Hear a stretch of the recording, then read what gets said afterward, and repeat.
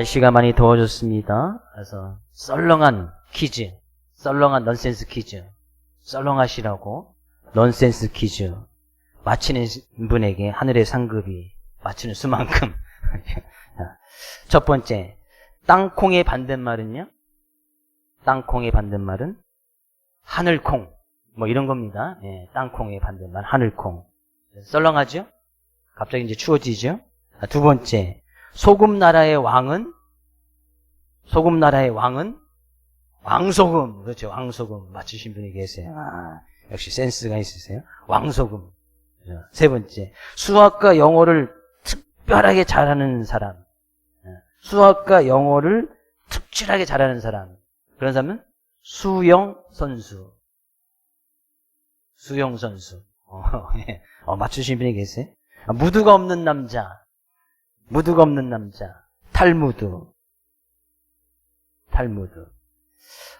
많이 준비했는데, 예, 마지막 하나 더. 산에서 아기에게 젖을 물리면, 산수유. 이게 산수유래요. 산수유. 썰렁하죠? 더위 좀 잠깐 잊으시라고. 예.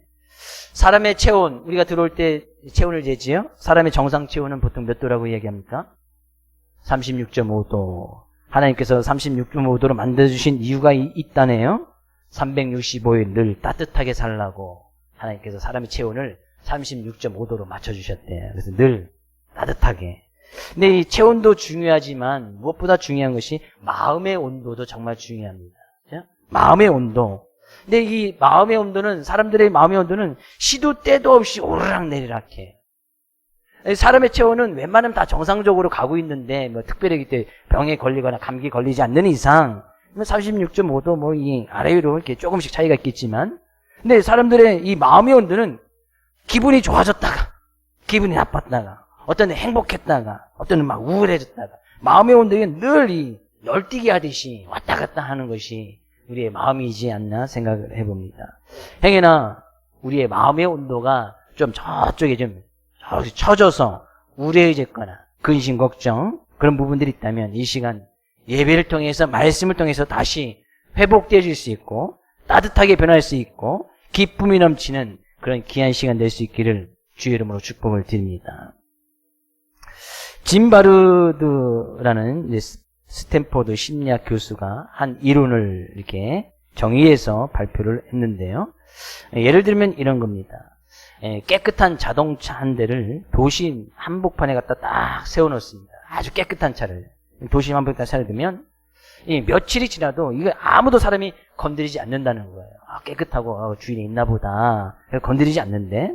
근데 이 사람이 이 차에다가 이제 이 똑같은 차를 한 이제 일주일쯤 다시 지나서 이 차에 유리창을 한쪽을 깨놓고 약간 기스도 내놓고 딱 이제 다시 도심 한복판에 갖다 딱 세워놓으면, 그죠? 그러고서 이제 관찰하면 사람들이 그것을 보고 다른 유리창도 깨고 막 이제 다 기스도 내놓고 막 색칠도 하고 심지어 그 차에 있는 것도만 이제 도둑질해가는 도난까지 해가는 그런 일이 생기게 되어진다는 거예요. 뭐 아시는 분은 아시겠지만 이것이 이제 깨진 유리창의 이론이다 이렇게 해서 이제 발표를 했는데, 조그만 흠집, 어떤 사소한 어떤 무질서를 그냥 그대로 내버려 두면 이것이 머지않아서 큰 무질서로 확산될 수 있다는 그런 이론이에요. 뭐 기업이 어떤 기업이 있지만 기업을 이제 여러 가지로 평가할 수 있지만 그 기업을 어떤 첫 이미지가 정말 중요하거든요. 그래서 이 기업 어떤 회사나 건물에 딱 들어갈 때 그 안내소가 분명히 큰 회사나 건물 같은 그 안내하는 곳이 분명히 있습니다. 근데 이 안내하는 창구 직원들에게는 아주 이 철저한 교육을 더욱더 많이 시킨다고요. 친절할 수 있는 교육, 이해할 수 있는 교육들을 아주 철저하게 잘 시키고, 누가 봐도 이제 이미지가 괜찮은 사람들, 어떻게 이제 얼굴도 이제 웃는 상, 그죠? 이런 사람들 갖다 거기에 항상 갖다 앉아서 그 업무를 보게 한다는 것이죠. 왜? 거기 이제 불친절한 직원이나 말을 잘못하면 그 자그마한 실수 하나가 그 회사를 전체적으로 어떤 나쁘게 평가하고 좀 이 사람은 나쁜 회사다라고 그래서 그 사람들에게 인식이 박혀진다는 거예요. 누구 때문에? 그 직원 한 사람의 잘못된 말 한마디, 분칠절 하나 때문에 그 회사는 이제 나쁘게 생각하는 거예요. 그렇게 나쁘게 이 이미지가 기업이 그렇게 되어지면 그것을 회복하는 데는 엄청난 노력과 시간이 필요한 거예요. 이 사람은 나쁘다. 근데 그 사람이 다시 그 회사는 좋다, 그 기업은 좋다라는 그런 생각이나 이미지를 가지려면 엄청난 시간이나 또 그 기업에서 엄청난 노력을 해야 그것이 회복되어진다는 거예요. 사람들을 뭐 인류다, 이주류다 이렇게 나누는 기준이 여러 가지 있을 수 있겠지만 그 사람이 정말 인류, 이류 그렇게 나눌 수 있는 기준은 작은 말 한마디, 그죠? 행동 하나가 그 사람 전체를 평가할 수 있다는 거예요. 그 사람 나쁜 사람이다 라고 딱 못 박히게 내주면 그것을 회복하려면 엄청난 노력과 시간이 필요하다. 우리의 믿음과 신앙생활에서도 마찬가지인 것 같아요. 죄 하나, 남부짓 하나, 뭐 괜찮겠지. 근데 죄는 늘 이제, 확산력이 있고 전염성이 있다 보니까 죄가 하나, 괜찮겠지. 우리의 삶 가운데 그대로 내버려두면, 우리의 마음 가운데 그대로 내버려두면 그것이 점점 확산되어지고 전염이 되어서 이제 죄가 죄인지도 모르고 그 죄에 대한 죄책감도 없고 죄를 행하면서도 불구하고 이제 더 이상 돌이키거나 회개하지 아니하려는 그런 모습들이 분명히 있다는 거예요. 그래서 우리는 작은 말 한마디, 내가 악한 것에서 정말 미련할 부분들이 있다면 그 악한 것을 빨리 벗어버리는 것이 중요하고 늘 선한 데 지혜로워서 어떤 것이 선인지 그것을 잘 분별해서 분명히 우리의 믿음과 신앙의 모습이 자라나고 믿음의 반석에 굳건히 있어서 세상의 그 어떤 유혹과 미혹 속에서도 전혀 흔들림이 없는 그런 삶을 살아가야 될 것을 성경은 말씀하고 있습니다. 오늘 말씀도 그런 이야기를 하고 있네요. 12절에서요. 때가 오래되었음에, 분명히 때가 오래됐다는 것은 히브리서 기자가 당시에 이 많은 하나님 믿는 하나님의 백성들에게 말씀도 잘 양육하고 가르치고 교회도 세워나가고 그래서 그들이 교회 멤버가 되어서 교회에서 신앙생활 10년, 20년, 30년, 40년 쭉 해서 오래되었단 말이죠. 교회 역사도 있고 뭐 이렇게 오래되었단 말이죠. 근데 어느 순간 그들의 모습을 다시 되돌아보니까 이 신앙생활 20년, 30년이 되었음에도 불구하고 그들이 이제 이쯤 되었으면 충분히 믿음이 무엇인지 신앙이 무엇인지 다른 사람들을 가르칠 수 있고 보여줄 수 있는 선생의 위치에 가 있었겠구나. 충분히 그 정도는 됐겠구나 라고 생각을 하고 있었단 말이죠. 근데 그들의 모습을 여전히 되돌아보니까 때가 오래되었으므로 너희가 마땅히 선생이 되었을 터인데 너희가 다시 하나님의 말씀의 초보에 대해서 누구에게서 가르침을 받아야 할 처이지니. 분명히 믿음과 신앙을 보여주고 다른 사람을 가르치는 그 선생의 자리에 딱 가 있어야 되는데 20년 30년 지나고 나서 다시 그들을 보니까 여전히 다른 사람들에게 누구에게 또 신앙의 기초가 무엇인지 말씀의 기초가 무엇인지 그 아직 가장 기본적인 것을 다시 배워야 되는 그런 학생의 처지에 여전히 머물러 있는 모습을 보게 되어져요. 아직까지 너희들이 지금 젖이나 먹고 자라야 될 그런 신앙적인 아기의 모습이 왜 여전히 그대로 있느냐. 너희들이 단단한 음식을 먹고 장성해서 좀 성장해서 자라나서 14절 말씀이 이야기하지요.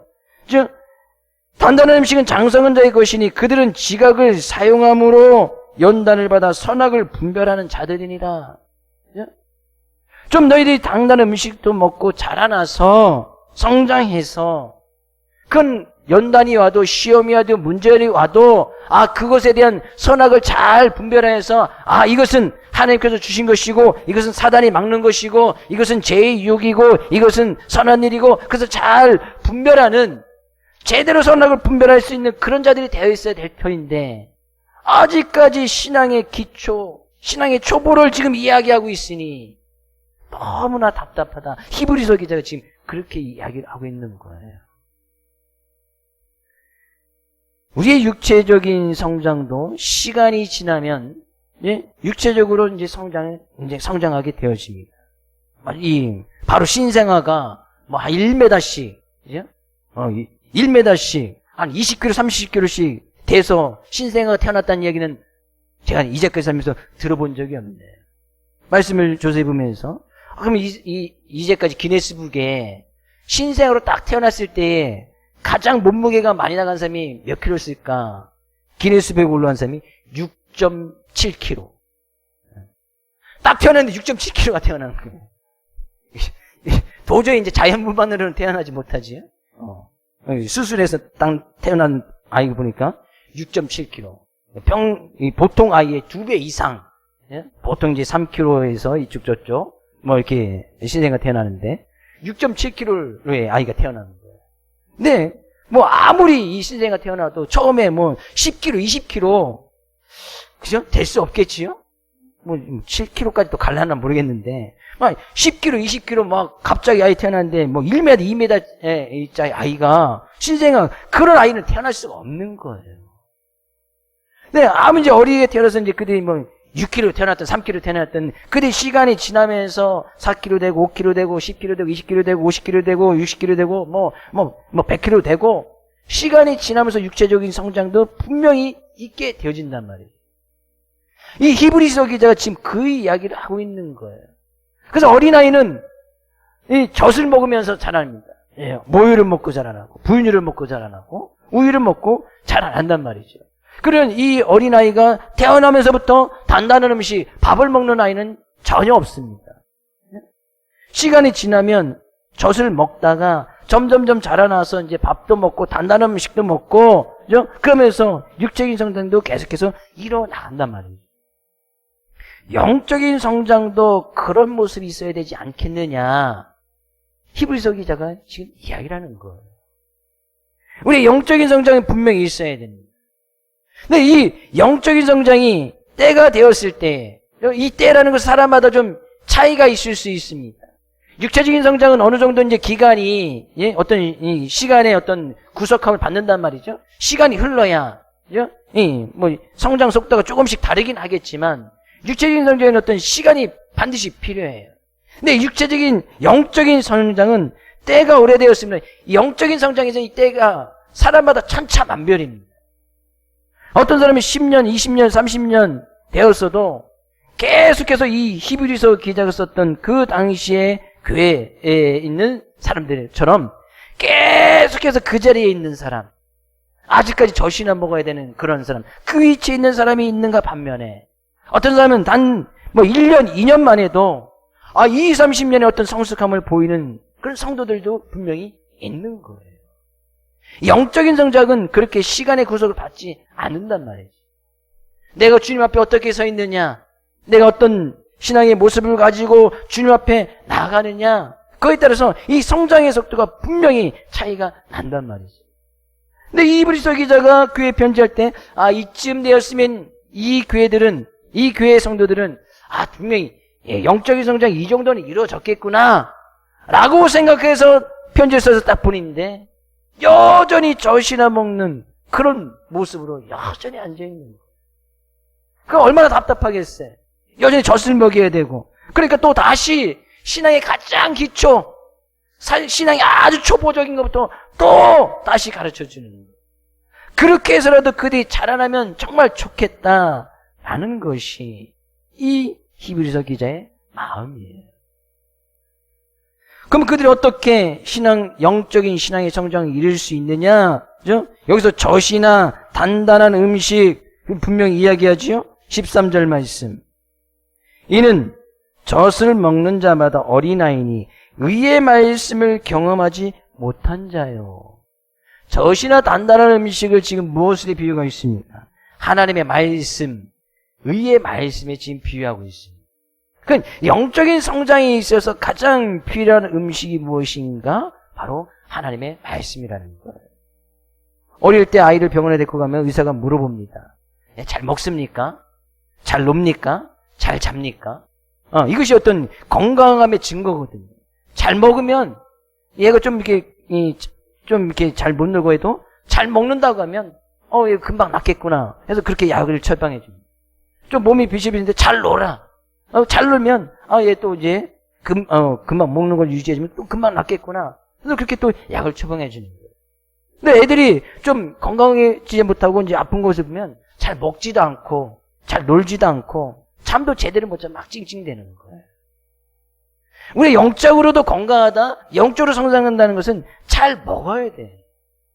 잘 먹어야 돼요. 뭘 먹어야 돼요? 하나님의 말씀. 사람이 떡으로만 사는 것이 아니고 여호와의 입에서 나오는 모든 말씀으로 사는 줄을 내가 알게 하려 하심이라. 사람은 반드시 말씀을 먹어야 살 수 있다는 얘기죠. 육체적인 모습은 밥을 먹어야 살지요, 떡을 먹어야 살아요.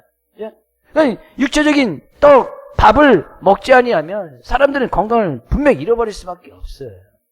3일, 5일, 7일 아무것도 먹지 않아 보십시오. 건강 금방 잃어버리는 거예요. 육체적인 모습도 하물며 그러한데 영적인 양식, 우리가 하나님의 말씀으로 사는 줄 알라고 성경 분명히 이야기하고 있는데 이 하나님의 말씀 먹지 아니하면 영적으로 건강을 분명히 잃어버리는 거예요. 근데 문제는요, 영적인 건강을 다 잃어버리면 이 내가 건강한지 아닌지 그 구별조차 하지 못한다는 사실이에요. 내가 영적으로 병들어 있으면 내가 병들어 있구나 빨리 깨달으면 좋은데 영적으로 완전히 병들어 버리면 내가 병이 들어있는 그것조차도 잃어버린다는 사실이에요. 그렇다고 시험해보지 마십시오. 하나님의 말씀을 한 달, 두 달, 1년, 2년 한 번도 먹지 않아 보십시오. 그리고 나서 나의 모습을 되돌아볼 수 있으면 좋겠지만 정말 되돌아볼 수 있다면 세상 사람들과 별반 다르지 않는 나의 모습을 분명히 보게 될 거예요. 저도 경험해 보니까요. 딱 6주 걸리더라고요. 저는 6주. 이전에 대학교 때 딱 6주.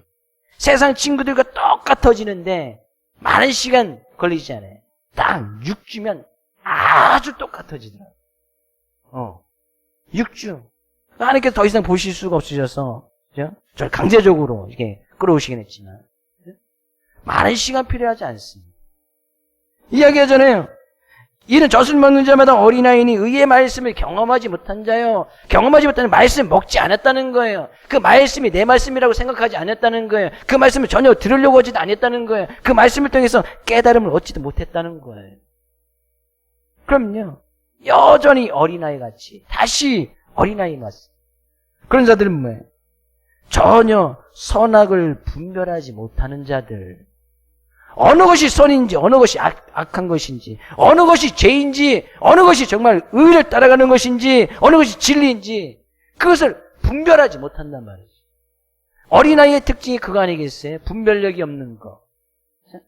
어린아이의 이것이 좋다 아무리 이야기해도 애들이 그냥 먹기 싫으면 안 먹는 것이죠.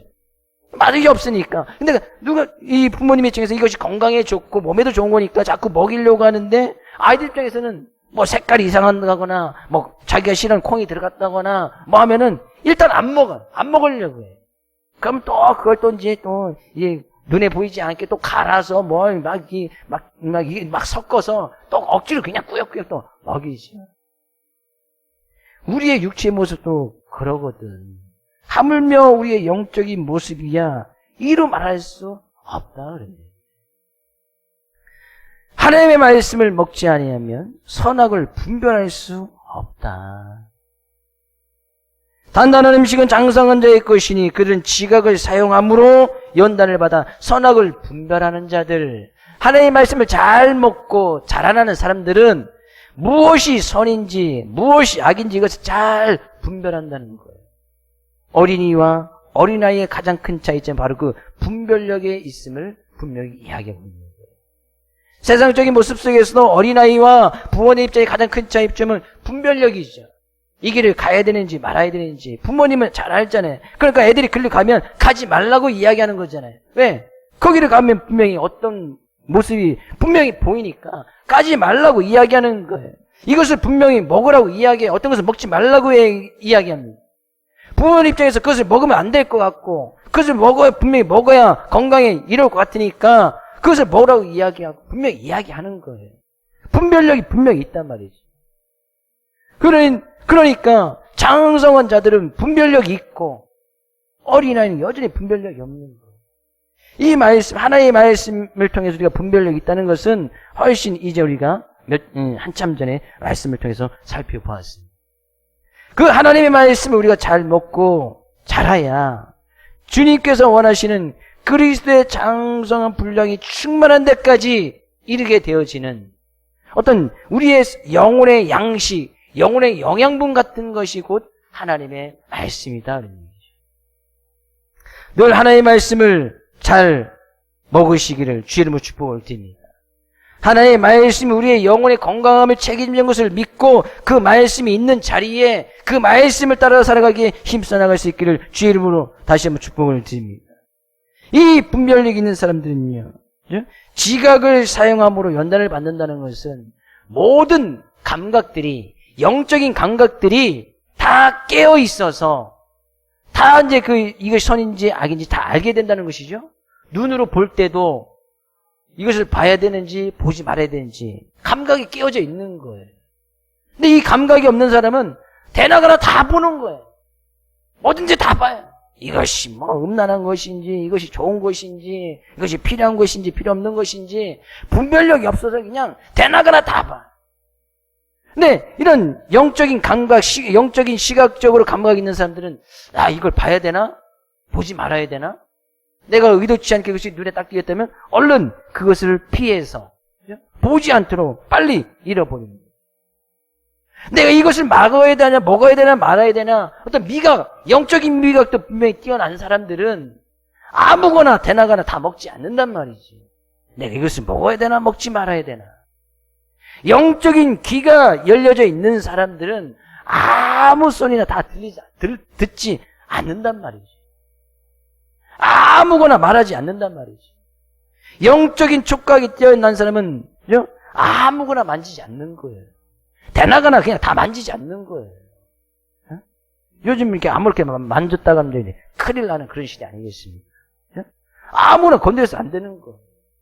영적인 후각이 뛰어난 사람은 아무 냄새나 다 맡고 다니지 않는 거예요. 어느 곳에 좋은 곳이 있나, 어느 곳에 쾌락이 있나, 좋은 곳이 있나, 막 아무데나 막 대나가나 찾아다니지 않는단 말이지. 왜? 잘 분별력이 있으니까. 선하게 분별력이 있으니까. 아무거나 뭐 보거나 만지거나 먹거나 느끼거나 쫓아다니지 않는다래. 내가 분명히 있어야 할 자리, 있지 말아야 할 자리, 내가 서야 할 자리, 앉아야 할 자리, 그것을 잘 구별하는 사람, 영적으로 성장한 사람, 장성한 사람이다는 얘기죠.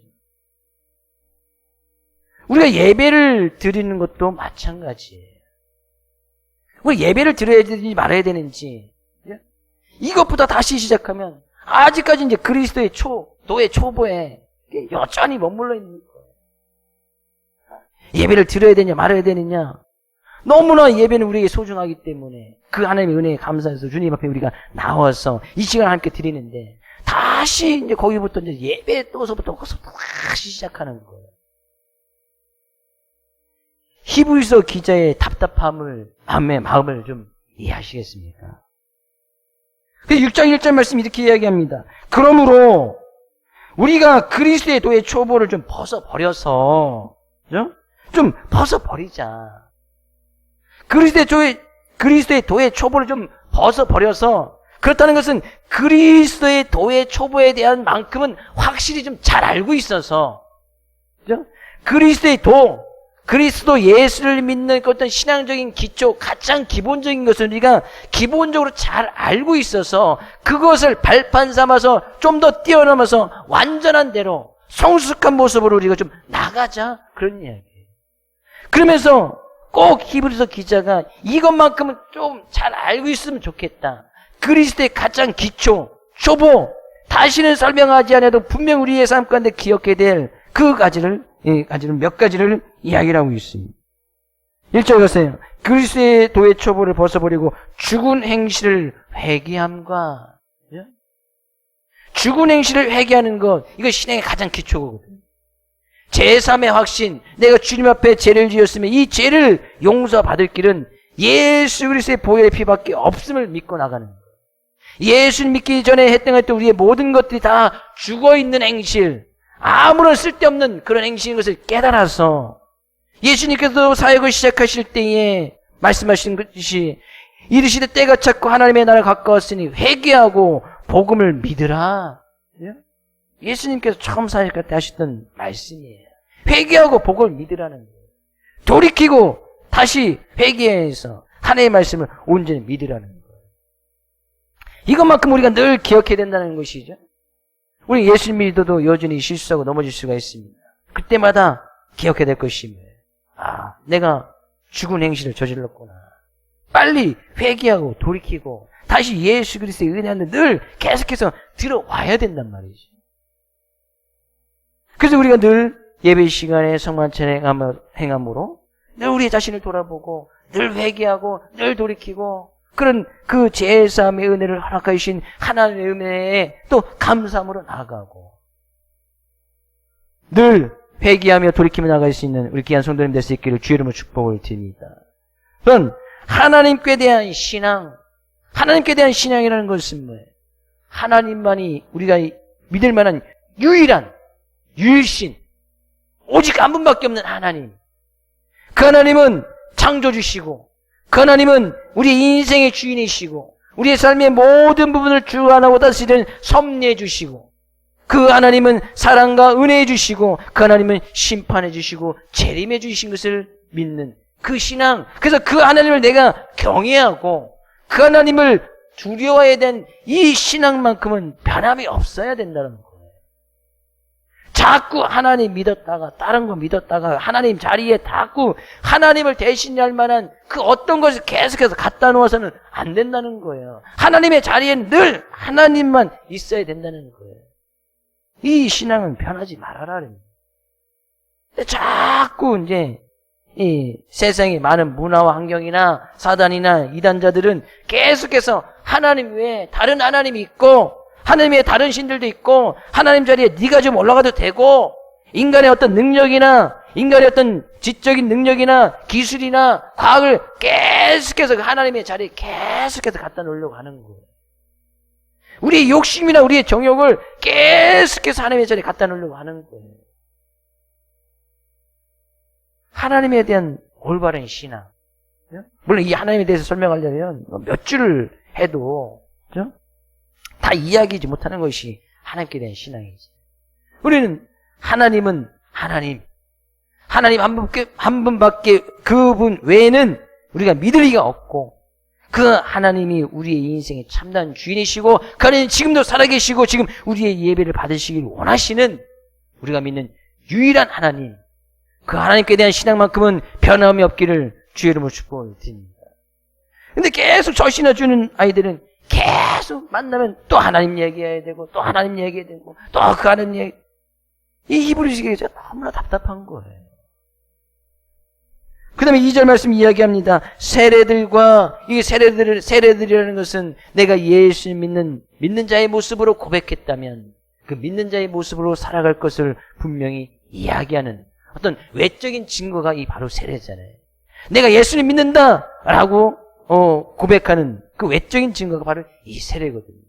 근데 이 세례는 꼭 받아서 내가 나의 죄를 용서해 주시고 내가 그런 주님과 함께 다시 이전의 나의 모습은 죽고 다시 내가 살아나서 새롭게 변화받은 피조물로서의 삶을 살아간다 라는 그런 증거들이 바로 이 세례예요. 이 세례가 정말 중요한 의미를 갖고 있어요. 예수님께서 행하셨던 어떤 의식 가운데에 성만찬과 세례, 예수님께서 꼭 지정해 주신 것이고 우리가 꼭 지켜야 되는 어떤 성경 어떤 의식 가운데 유일하게 남아있는 것이 바로 성만찬과 세례예요. 그래서 우리는 늘 그 말씀 의지해서 성만찬을 행하고 또 세례를 베풉니다. 이 세례는 내가 그 예수님 믿었는 그런 모습으로 내가 세례를 받아야겠다라고 고백되어지는 그 순간에 세례를 베풀 수가 있습니다. 오늘 예배를 마치고도 나 그 예수를 믿어서 세례를 받아야겠습니다 하면 바로 오늘 이 세례를 받을 수가 있는 거예요. 그래서 교회 광고를 해서 어떤 날짜를 정해놓기도 하고 있지만 이 세례는 그 즉시 이따 예배 시간에도 혹시 세례 받으실 분 혹시 계세요?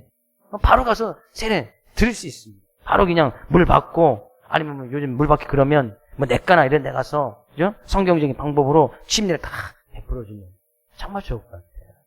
그래서 이 여름이 가기 전에 물이 좀 더 차갑기 전에 교회에서 한번 또 세례를 못 받으신 분들이 몇 분 계신 것 같아서, 그죠? 세례식 한번 하려고 해. 그래서 물 받아놓으면 이 사람들 같다 저 사람들 같다 하니까 그냥 냇가에 가서 제일 가까운 영광에 들어가서 완전히 그냥 잠겨서 이전의 나의 모습을 딱 죽어버리고, 그렇다고 절대 죽이진 않습니다. 그죠? 과거의 나의 모습을 죽이고 새롭게 변화된 이 세례라는 것이 정말 중요한 의미를 갖고 있기 때문에 신앙의 초보에 그냥 딱 넣어놓은 거예요.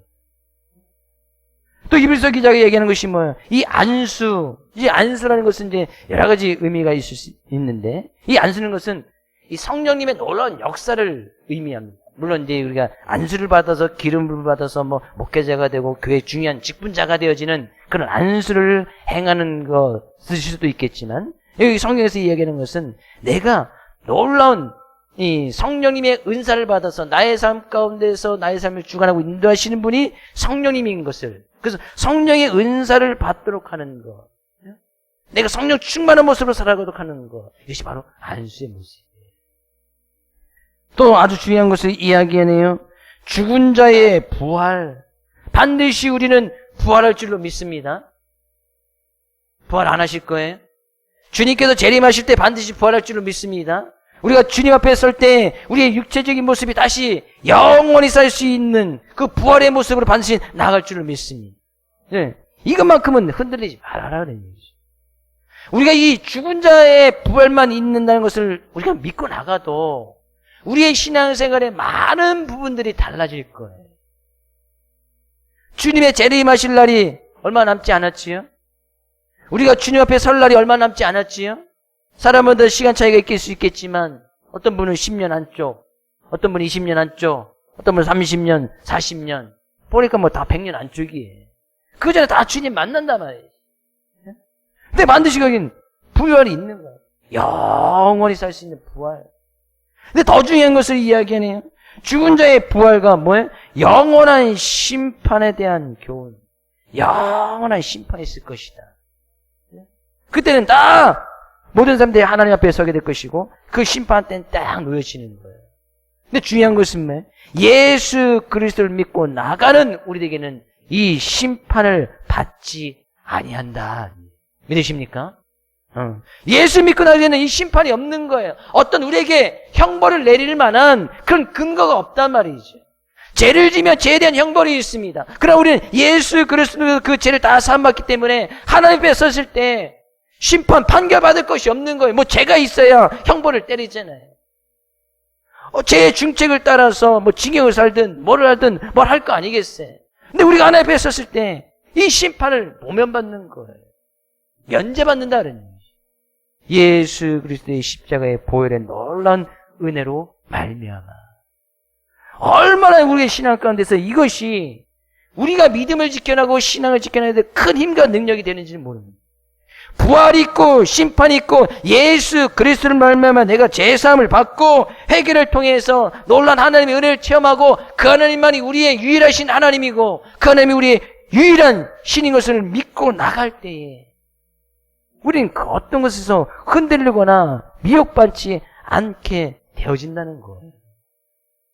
그러면서 뭐예요? 히브리서 기자가 이야기하는 것이 하나님의 이 영원한 심판에 대한 교훈의 터를 다시 닦지 말고 완전한 대로 좀 나갈지어라. 다시 닦지 말고는 다시 또 그에 대해서 몇 년이 지나도 또 여전히 그 자리에서 또 젖이나 먹어야 되고 또 몇 년 지났는데 또 다시 와서 또 젖 먹어야 되고 또 10년이 지났는데도 이제는 좀 선생이 돼서 좀 가르치고 이 신앙이 든든해져서 이제 하나님 앞에 이제 담대하게 나갈 수 있겠구나. 와서 또 10년 지났는데 또 와서 보니까 또 젖이나 먹어야 되고 다시는 그러지 말라는 거예요. 최소한 히브리서 기자가 이야기하고 있는 그리스도의 도의 가장 초보, 기초적인 문제, 우리의 신앙의 가장 근거가 될 수 있는 회개함과 부활과 심판과 예수 그리스도의 십자가의 사랑과 오직 하나님께 대한 신앙만큼은 변함이 없어라. 근데 세상의 많은 유혹들과 죄의 유혹들은 이것이 없어도 된다고 이야기를 하는 거예요. 선악을 잘 분별하면 하나님만이 하나님 그 자체가 선이시니까. 오직 예수 그리스도의 십자가 보혈로 말미암아 우리가 용서를 받을 수 있다. 이것이 선이니까.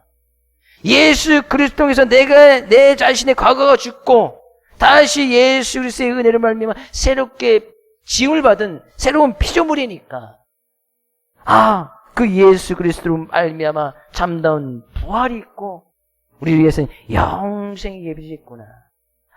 정말 천국이 있고 지옥이 있구나.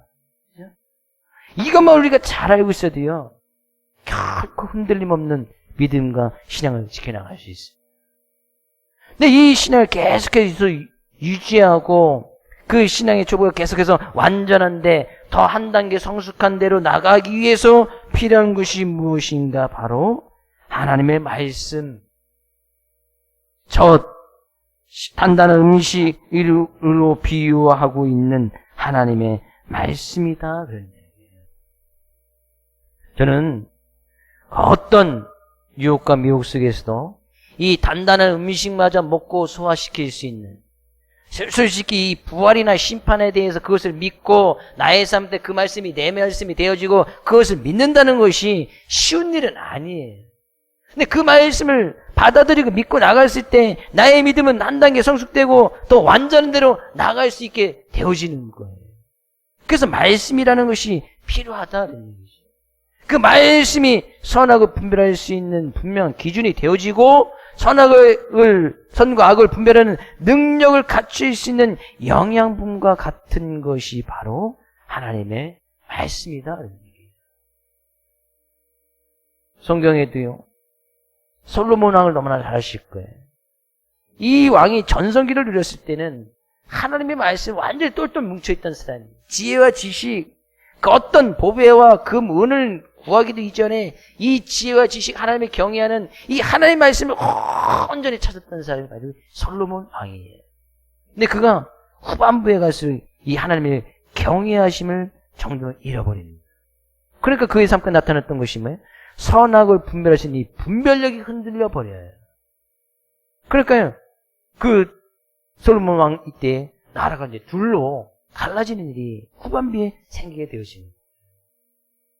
우리는 평생의 삶 가운데 하나님의 말씀으로, 하나님을 경외함으로 이 말씀을 늘 먹고 마시고 찾고 묵상하고 암송함으로 말미암아 그 어떤 유혹과 미혹 속에서도 흔들림 없이 믿음의 성숙한 모습으로, 믿음의 장성한 분량으로 나갈 수 있기를 주의 이름으로 축복을 드립니다.